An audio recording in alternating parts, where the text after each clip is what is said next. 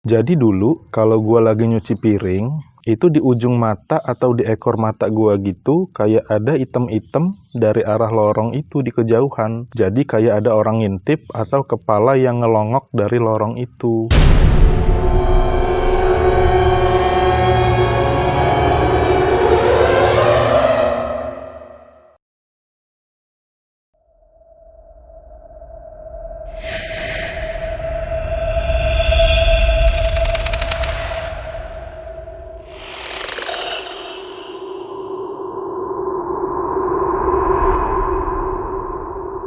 Halo, assalamualaikum warahmatullahi wabarakatuh. Ketemu lagi bersama kita di podcast Horror Insomnia. Kembali lagi bersama gua Canggih dan gue Asto. Kembali lagi kita insomnia nggak bisa tidur. Jadi masih dengan tema yang kemarin, kita bakalan ngobrol-ngobrol seputar misteri ya. Iya. Oke, kita udah dapat beberapa email. Di email itu gua cek udah ada 5 yang masuk. Udah dapat 5 dari email ya? Di DM Instagram udah ada 2. Oh, ada 2. Kemudian udah kita sortir untuk kita bacakan malam ini. Oke, langsung aja ya. Kita mulai dari cerita yang pertama. Dari siapa? Cerita yang pertama ini ada dari Erin. Malam podcast Horror Insomnia, gue mau share kisah nyata yang pernah gue alamin nih ketika gue tinggal di rumah nenek gue di Sukarame. Dan kejadian ini sudah sekitar belasan tahun yang lalu. Dan sekarang nenek gue juga sudah meninggal dan rumah nenek gue itu pun juga sudah dijual. Dulu ketika gue kerja di Bandar Lampung, gue tuh tinggal di rumah nenek gue di daerah Sukarame. Kebetulan rumah orang tua gue tuh di luar kota Bandar Lampung. Dan karena gue kerjanya di Bandar Lampung, jadilah gue tinggal sama nenek gue di daerah Sukarame.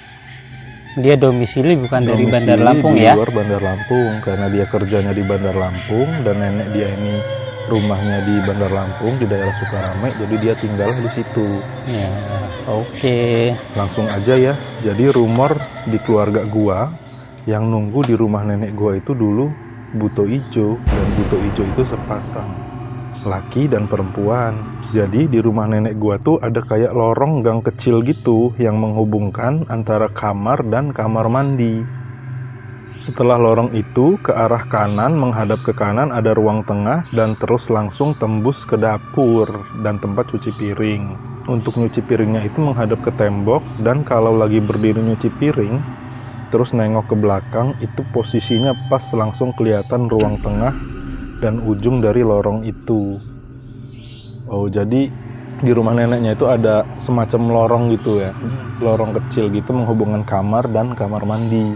Nah, terus begitu sampai di kamar mandi menghadap ke kanan itu langsung ketemu ruang tengah dan langsung tembus ke dapur tempat nyuci piring gitu. Oke, ya. Gitu ya, kira-kira gitu ya. Jadi dulu kalau gua lagi nyuci piring, terus kepala gua agak noleh ke samping gitu tanpa sengaja, dan kadang gua sadari itu di ujung mata atau di ekor mata gua gitu kayak ada item-item dari arah lorong itu di kejauhan. Jadi kayak ada orang ngintip atau kepala yang ngelongok dari lorong itu. Setelah gue tengokin ke belakang dan benar-benar gue lihat ke arah lorong itu, nggak ada apa-apa di situ. Sampai pernah saking penasarannya gue lari ke arah lorong itu dan ngeliat ke situ. Tapi ternyata nggak ada apa-apa. Dan nenek gue pun lagi ada di kamarnya. Dia nyuci piring nih, menghadap ke tembok kan? Iya. Nah, terus belakang dia itu ruang tengah, kemudian kamar mandi ujung dari lorong itu. Jadi kalau dia nengok ke belakang gini, kayak di ujung mata dia ini kayak ada item-item lagi ngintip di kejauhan gitu loh, di arah lorong itu. Tapi memang iya ya, kayaknya nggak asing gitu loh kejadian kayak gitu. Pernah ngalamin juga kok dari nongkrong sama temen-temen dulu kan ya, gitar-gitaran gitu kan. Temenku yang gitar gitu, kalau nggak salah ya 4 atau 5 orang gitu. Ya malam-malam itu nongkrong di perempatan gitu kan, kita gitaran. Perasaan kok temenku yang gitar ini sambil gitar nengok sana, nengok sini. Nah, temanku yang lain merhatiin, dia bilang, "Bro, lu ngeliatin apa sih?" Gua perhatiin dari tadi. Celingak gitu ya. Tengok, enggak bro, perasaan gua gitar tadi kok kayaknya di ujung mata gini kok kayak ada orang. Maka terus gua nengok, nggak ada apa-apa. Kayak ada yang ngeliatin, kapan dilihat kok nggak ada gitu. Lu pribadi pernah ngalamin juga? Kalau gua nggak asing aja gitu loh. Nggak asing, nggak asing tapi aja. Pernah. Gua lupa deh ya. Cuman emang nggak asing sih, relate banget sama kejadian Iya, pada umumnya gitu loh. Terus di rumah itu tuh gue sering banget dengar suara orang ngorok atau semacam orang bernapas yang suaranya tuh kayak gini nih. Kayak gitu suaranya. Gua kira itu tuh suara nenek gua lagi tidur ngorok. Tapi setelah gua deketin dan lihat nenek gua di kamarnya, nenek gua itu tuh nggak ngorok. Dan kejadian itu tuh sering banget gitu. Kayak sampai gua cari-cari sumber suaranya tapi nggak ketemu-ketemu. Sampai gua merinding sendiri. Tanya gitu. Berarti itu kemungkinan antara sosok yang dia lihat ujung mata dengan suara ngorok tadi itu makhluk yang sama apa ya?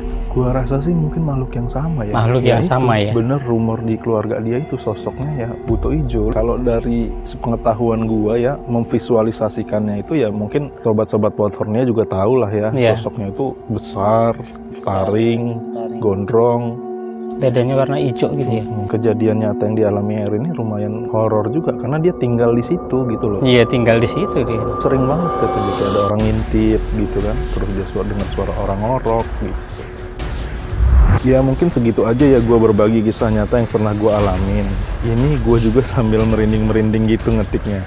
Makasih podcast Horror Insomnia. Oke, makasih banyak Erin. Buto hijau. Buto ijo ya. Ngeri juga ya. Di rumor keluarganya itu, di rumah itu tuh emang ada yang nunggu sepasang gitu kan. Itu rumah neneknya ya. Artinya kalau rumah neneknya berarti udah tua kan rumah tua. itu ya. Biasanya kan rumah nenek itu rumah Iya. tua gitu ya. Pasti banyak histori dari rumah Story itu kan ya. latar belakang yang Latar belakangnya. serem-serem.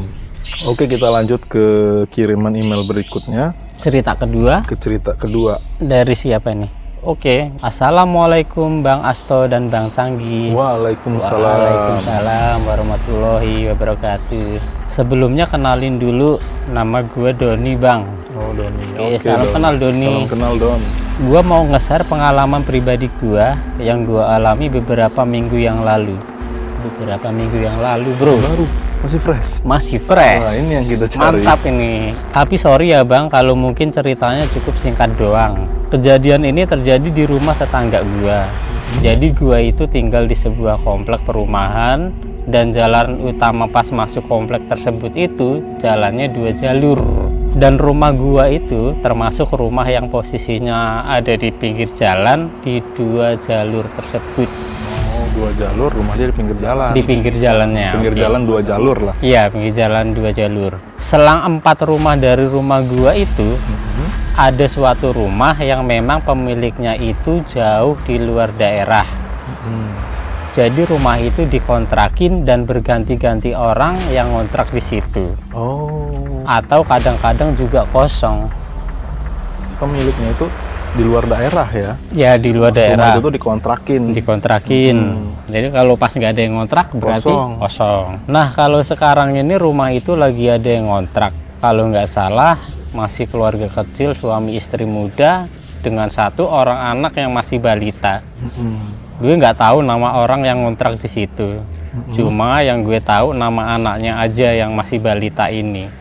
Anak itu namanya Rahel. Oh, Rahel cewek kayaknya ya. Jadi walaupun rumah itu ada yang ngontrak di situ, tetapi ayahnya si Rahel ini kerjanya sering keluar kota. Kadang pulangnya seminggu sekali. Gue nggak tahu deh si Rahel sama ibunya ini ikut keluar kota juga atau enggak. Tapi intinya rumah itu juga sering kosong, nggak ada orang. Oh, gitu. Jadi ayahnya si Rahel ini kerjanya di luar kota, pulang seminggu sekali.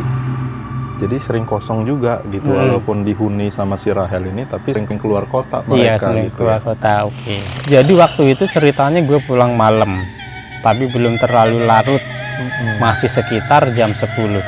Cuma memang agak gerimis tipis-tipis gitu cuacanya. Nah rumah gua itu kan akses jalan untuk masuk ke perumahannya ada 2 akses.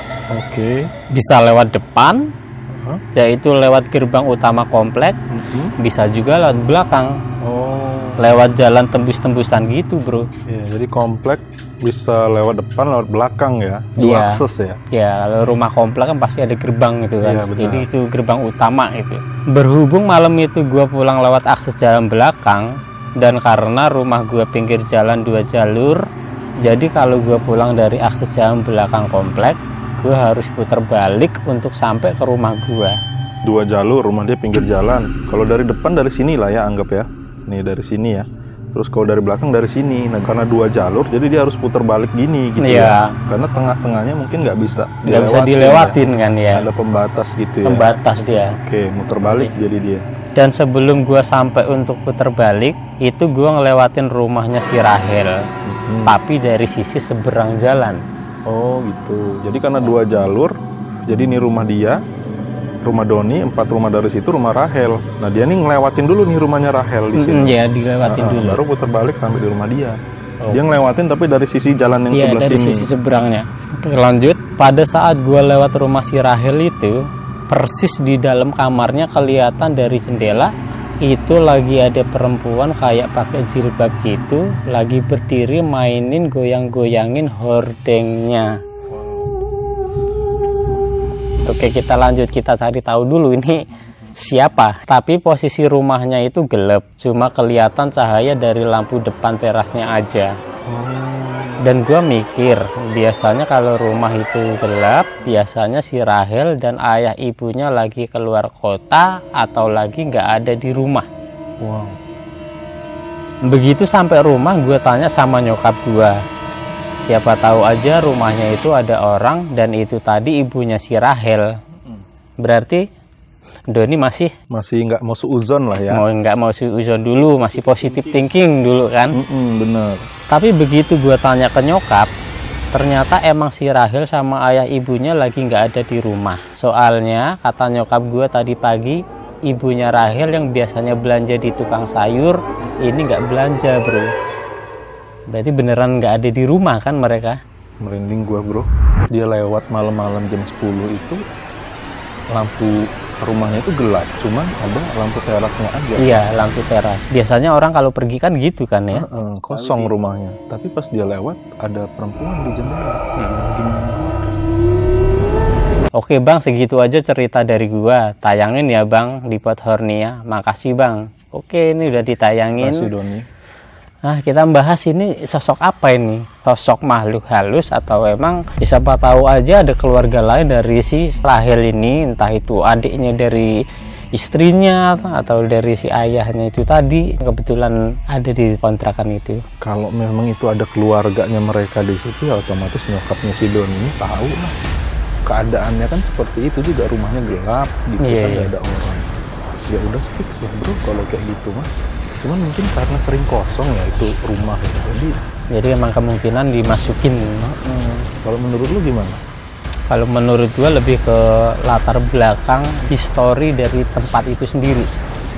Misalnya katakanlah sebelum adanya dibangun rumah komplek itu, dulunya apa kayak misal alas roban atau apa yang pintunya angker, ada pohon atau apa yang ada penunggunya gitu kan, ditebang, pohonnya hilang, tapi roh yang ada di situ masih tetap menampakin dirinya, sosok dirinya itu di situ. Ya, yang jelas mungkin si Doni ini karena sambil naik motor lewat, terus posisinya gelap juga, jadi mungkin dia nggak jelas juga, mungkin terlihatnya seperti perempuan pakai jilbab, gitu kan terlihatnya, cuman sosok itu sendiri nggak begitu jelas, begitu jelas gitu, cuman yang jelas kan fix rumah itu kosong gitu. Makasih banget Doni udah berbagi. Kejadian ini kan masih fresh nih ya. Kemungkinan nanti kalau ada kejadian lagi, boleh dong kirim lagi ya ke email kami. Kita bacain lagi bro. Mungkin kalau dia pulangnya lebih malam lagi, jam 1 malam misalnya kan. Iya. Gerimis tipis-tipis. Gerimis tipis-tipis. Memang kadang gitu bro, kalau malam-malam gerimis tipis-tipis tuh suka nuansanya ya, mistisnya kental. Mistisnya kental, dapat kedatangan tamu dari. Oke, makasih banyak Doni sama Erin yang udah bergabung ngirimin ceritanya ke email kita. Udah jam berapa bro? Berapa gitu? Jam 2 lewat. Jam 2 lewat. Jam 2 lewat, mungkin kita sudahi dulu video kali ini. Jadi kita ketemu di konten berikutnya. Dukung channel kita dengan cara like, komen, subscribe, jangan share. Lupa kirim cerita pengalaman kalian di email di bawah ini atau di deskripsi box, dan jangan lupa follow Instagram kita di @pothornia. Ada di sini. Siap. Terima kasih.